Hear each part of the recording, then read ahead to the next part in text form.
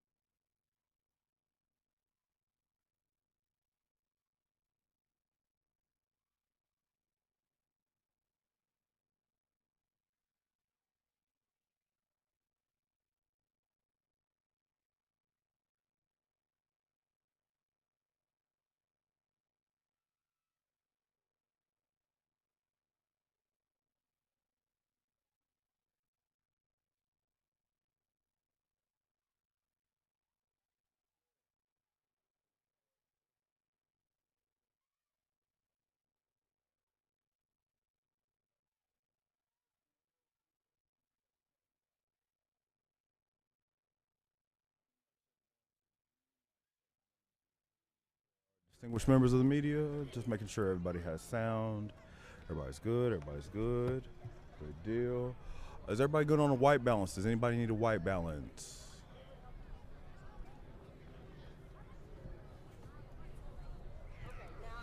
Got me? Good deal. Mic check. 1, 2, 3. Just a white in case anybody needs one.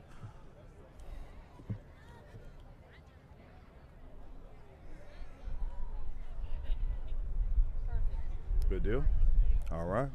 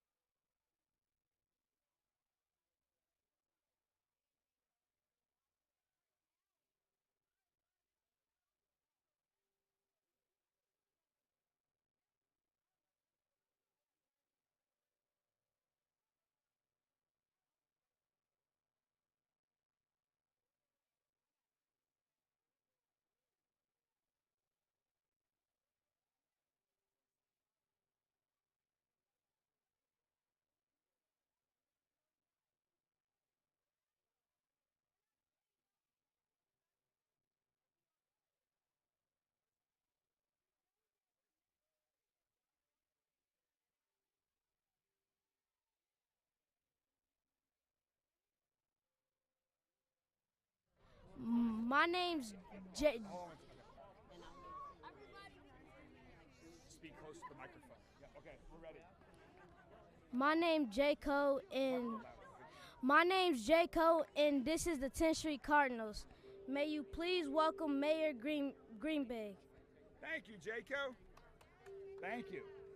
Well, thank you so much, Jaco. It's great to have the 10th Street Cardinals with us here today for this really exciting celebration of a day that we have at the new Walnut Street Park. I'm thrilled to be standing here. We are standing together with the 10th Street Cardinals on a much colder day when we broke ground not too long ago on this park. And today, we are here to open the newest park in our city, the newest park in the Russell neighborhood. Ladies and gentlemen, welcome to the new Walnut Street Park.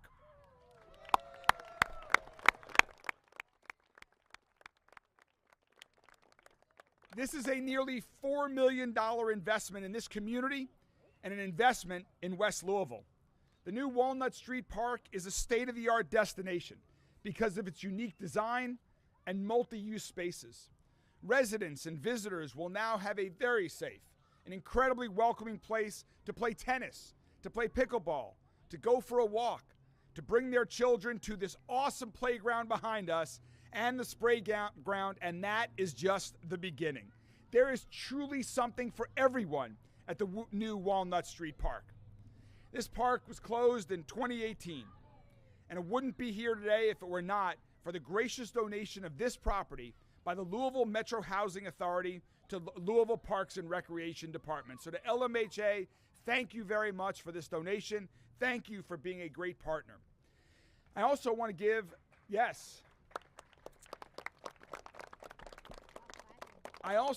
a giant thanks to the Cincinnati Bengals and the NFL Grassroots Program, who contributed $250,000 for the turf field right here in front of us that are going to be used by local sports teams like the 10th Street Cardinals that are here with us today.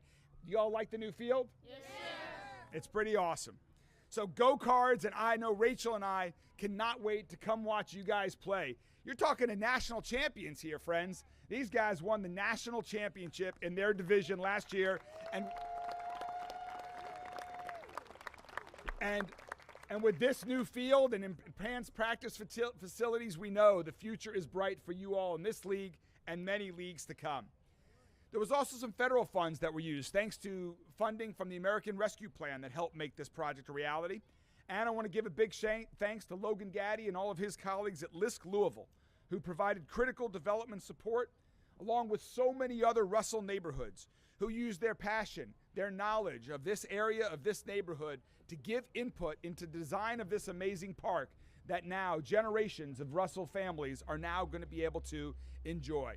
This was a true community effort. You're going to hear from a Russell resident here in a moment about what this park means, and we really appreciate all of the Russell neighbors that contributed their ideas on what should be in the park. They also named this park to helping make this a reality. I'm a huge supporter of our parks, and as mayor since my first day, I've looked for ways to invest city funds to help make this park a reality, to make other park improvements a reality, to make other new parks a reality. During my time as mayor, we've built, renovated, and opened more parks across every corner of Louisville than at any time in our city's history. In the first 6 months of this year alone, we've completed $30 million worth of park projects that went underfunded and had deferred maintenance for far too long. And friends, we are just beginning. So I invite everyone across the city to come enjoy this park. Take good care of this park along with our other parks. This park belongs to the people of Russell, it belongs to the people of Louisville, and we need to preserve it in this wonderful shape that it's in here today. So today marks the beginning of new memories and experiences for all of the great kids that are part of the 10th Street Cardinals, new memories and experiences for everyone who uses this park. And we will continue to use this as an inspiration to make more investments in our park so that every one of our 120 plus parks across Louisville are of this high quality so that every neighborhood can enjoy a safer neighborhood and more active parks, a quality neighborhood. And together, we will continue to build a safer, stronger, and healthier Louisville for every Louisvillian in every corner of our city. So now please join me in welcoming someone who knows Russell incredibly well, someone who knows this like the back of her hand and is excited to be with us here today, Miss Missy Wilson. We are so thrilled, Miss Wilson, that you've joined us today, and if you'll please come, share a few words about what this park means. Thank you. Hello, everyone. The question that was asked to me is why is this park so special and important to me? And my answer to the question is the Beecher Terrace community deserved a new change. The families have gotten bigger and they needed a new and bigger space. The new housing needed this new park. Beautiful people should have beautiful things, such as these babies right here. They needed somewhere to play ball at. We didn't have a court over there or anything over on 10th Street no more. So thanks to everyone who donated and for these babies to have a home to call for the team. Thank you. Thank you. Thank you so much, Ms. Wilson. And next, I'd like to introduce a great partner on this park and so many other parks whose team is doing a wonderful job enhancing the quality of our parks across the city, that's adding new amenities, that's mowing the lawn, that's keeping the bathrooms open, clean, and safe when we want them to be. Please join me in welcoming the Executive Director of Louisville Parks and Recreation, Michelle King. Thanks, everybody. You know, at Louisville Parks and Recreation, our purpose is really simple but incredibly powerful: to make sure that every neighborhood has access to safe, vibrant, and welcoming public spaces. Places where people can come together and play, to relax, and to really just thrive. So we are really proud to be here today to officially open the new Walnut Street Park, a space that we really hope will become essential in the Russell neighborhood. Because parks like this, they're more than just places to play, they're places to connect. They're spaces that bring neighbors together, they support healthy lifestyles, and they offer a sense of belonging. And they're where childhood memories are made and friendships are formed, and they offer a chance for communities to grow stronger together. It's not every day that we get the chance to take a piece of land and just completely reimagine it from the ground up. So we'd like to say thanks to the incredible collaboration of so many people here today, those who funded, those who designed, those who built, and those who gave us so freely of their time and input, those like the Beecher Terrace Recreational Amenities Leadership Group. Because of their effort and time, we were able to really thoughtfully and intentionally create a space that reflects the needs and the hopes of this community. Mayor Greenberg gave a shout out to some amazing partners that made this project happen, and I'd like to add one more: the Ohio Capital Impact Corporation, whose generous donation helped us build this fully accessible playground here, so children of all abilities will be able to join in the fun for the years to come. And so to everyone that played a role in making this park a reality, thank you. Your dedication made this vision come to life. So neighbors and friends, this is your park. Please use it, enjoy it, and help us keep it strong for future generations. And just a few blocks away in that direction, we'll soon be celebrating the grand opening of the Baxter Community Center, another wonderful partnership with the Louisville Metro Housing Authority that we are so grateful for. It's going to be really something special to see when both New Walnut Street Park and the Baxter Community Center are filled with energy and laughter and learning and activity in the years ahead. Together, these represent a meaningful investment in the future of Russell and a reminder of what we can accomplish when we work together. Thank you to all of our partners here today, and thank you to the Russell community.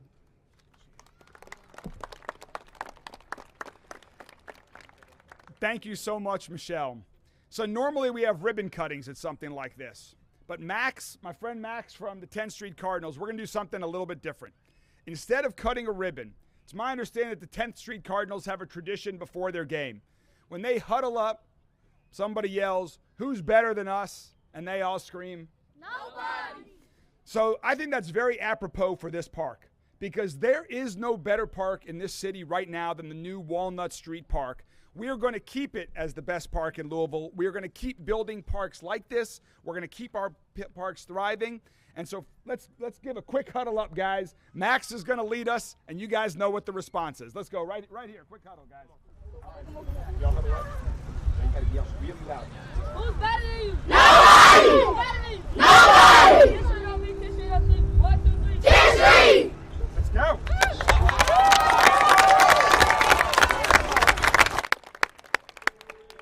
So I really hope the entire community enjoys the new Walnut Street Park, and I wish you all in the 10th Street Cardinals nothing but lots and lots of victory for years to come.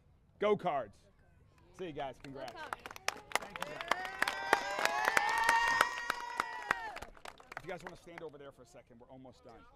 All right, we've got one other topic I'd like to discuss and then to open it up from questions from members of the media. And I also want to give a shout out to the mayor of Russell, Miss Jackie Floyd, who's here with us today to celebrate this great event, whose input and advice on this park and so many other things has shaped where we're headed with Russell. Jackie, thank you for all of your love for this community and our city. Thank you very much. So right now, we are just hours away from a potential federal government shutdown. And I know that many in our community are feeling anxious about what this could mean for their jobs, for their health care, and for their families. Let me be clear. A shutdown doesn't just disrupt things in Washington, D.C. A shutdown also hurts Louisville and Louisville families. Thousands of federal workers who live in Louisville may go without pay. And if President Trump follows through on what his allies have said, there will be permanent mass layoffs. If the shutdown drags on, essential services administered by Louisville Metro government, such as food assistance, housing programs, small business support, and transportation projects could be delayed, scaled back, or even halted. And on top of all that, the risk to health care is most troubling. Without action from Congress, health care for nearly 100,000 Kentuckians is in jeopardy, with thousands potentially losing coverage altogether. At a time when the cost of living is already sky high, and when healthcare costs seem to be increasing by the day, we can't play politics with people's lives and livelihoods. Here in Kentucky, we know that thousands of families rely on essential coverage to afford prescriptions, doctor visits, and preventive care. I hope we all can agree that no one should be forced to choose between paying the rent or staying healthy. This is a manufactured crisis that puts working families, children, and seniors in harm's way. I was not mayor during the previous Trump shutdown, but I can tell you today throughout Louisville Metro government, my administration is preparing to mitigate the impacts of this potential shutdown. The city of Louisville alone, however, cannot fill the gaps left by the federal government's failure to preserve health care coverage and economic stability during these times. That's why I've reached out to our congressional delegation, urging them to put people over politics. It's time to extend health care tax credits, to fund essential services, and reach a deal that keeps the government open. No matter what happens in Washington, D.C., I will continue to stand with our people here in Louisville. We will navigate this crisis together and do everything in our power to make sure that no Louisvillian is left behind. Thank you all very much, and I'm happy to take any questions from members of the media. This is regarding Ed Harness. Your office yesterday told us that there are no decisions been made about reappointing him. The follow-up question is, what's the holdup? So the question was about the Inspector General, Ed Harness, whose term is coming up in November, and what is the status of that? I've been focused on getting the independent monitor in place as part of our community commitment, Louisville's consent decree, getting the Community Safety Commission appointed and up and running, which we've now done. And as you know, last week, we announced the appointment of an independent monitor. We will now turn our attention to the Inspector General And I look forward to having a meeting in the very near future with the Inspector General, Ed Harness, to talk about the future, and will then be prepared to comment on it at that time. Thing about Harness's work that is giving you pause and reappointing him. Yeah, I'll have a lot of conversations with Inspector General Harness about this. And just to clarify for everyone, the Office of Inspector General is a very important position in our community. It is there to respond to civilian complaints that are made against LMPD. It is different from the independent monitor's role that is designed to oversee systemic reforms and improvement that LMPD and Louisville Metro government are undertaking as part of our community commitment. Yes. What do you say to the Civilian Review and Accountability Board and the NAACP, both who support Harness and have been asking you for an affirmative response? I appreciate all of the input I have gotten from those organizations, from the individuals on the Civilian Review and Accountability Board, and others around the community that have made their opinion known. One of my important jobs as mayor is to listen. And I've been listening even while we've been focused on getting the Community Safety Commission up, getting the independent monitor appointed. I appreciate that. And after conversations with Inspector General Harness, I'll be making a decision, and we'll be happy to talk more about that at that time. Sorry. Go ahead. I've been told from somebody locally at the main library in downtown that their last day is October 26th, and some advocates have said that. The communications director says that there should be an announcement made soon. There's still some things going on. If you couldn't confirm to me, can you confirm what's happening with that location? So there was a question about the future plans regarding construction of the main library here downtown. At this time, no plans have been finalized. We are currently considering all options to make sure that the renovations, which we all want to get underway, which are really going to be incredibly exciting for the future of the main library, just like the reopening of Parkland Library, the reopening of Portland Library that's almost done, the construction of Fern Creek Library. This is the other large project that we're working on in the library system right now. We want to make sure that it's done in the safest possible way. And so we're considering several options right now. We will be making a final decision very soon. But let me be clear that if we do have to temporarily close the main library for this construction work, we will ensure that there are plenty of services available for all library users. People who use it for respite, people who use the library for computer services, who use it to print out paper, who use it for job searches, and the like. We will make sure that there are many services available for all users of the library if we do have to temporarily shut the main library. And when we do have finalized plans, we'll be sure to announce those as soon as possible to the entire community.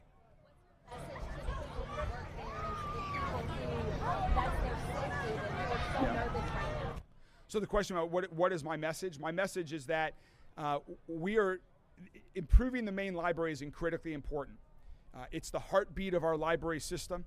It's incredibly old and outdated at this time. That's long overdue in need of repair. We have the funding available to make it happen, but we have to make sure it's done in the safest way.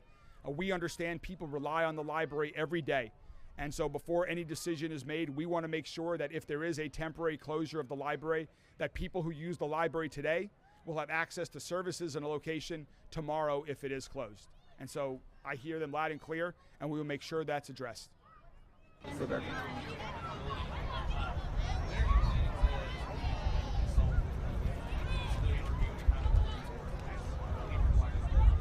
Are you referring back to the Inspector General issue?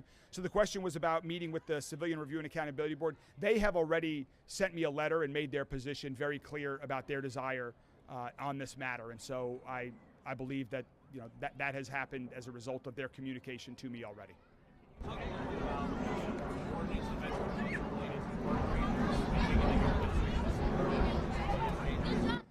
Yeah, so the question was about an ordinance that's currently pending in front of Metro Council right now related to park rangers. We created the new park ranger department as part of the Louisville Metro Parks and Recreation Department. And for some state law reasons, we were having a challenge recruiting folks for the positions due to a quirk in state law regarding retirement and other benefits. And so this is an ordinance to allow us to comply with those state laws so that the individuals who are part of the park ranger program can have access to those same state programs as other law enforcement officers. Yeah, the whole intention here is to help with recruiting so that we can recruit the best and the brightest for our Louisville Park Ranger program, just as we want to for all areas of Louisville Metro government.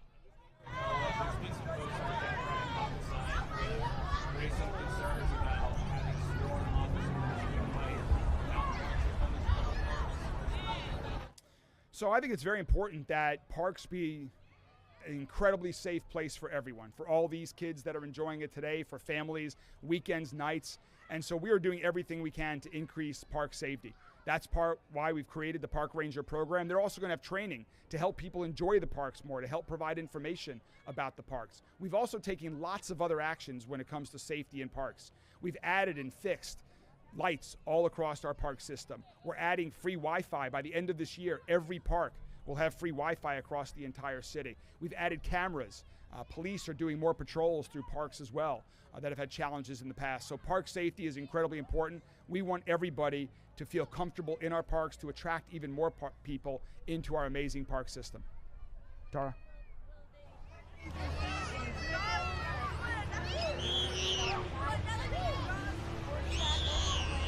So the question was about what vehicles will park rangers be in. Right now, we have one, their executive director, we have one park ranger. His vehicle is right parked over here to the side. I saw it.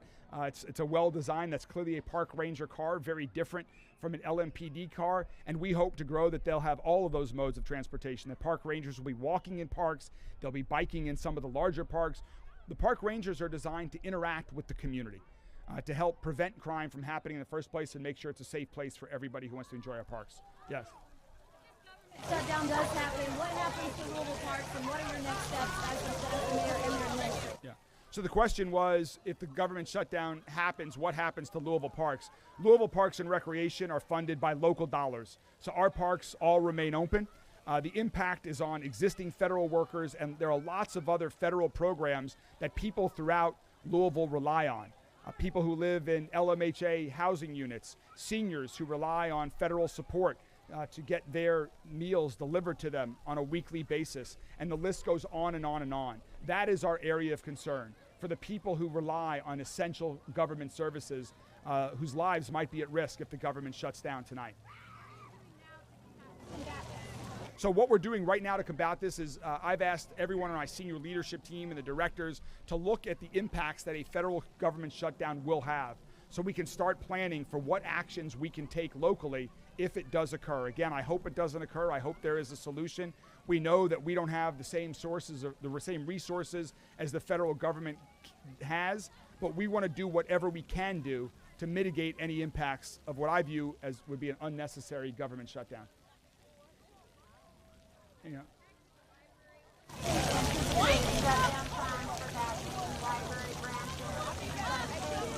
Yeah, the question was again about the library.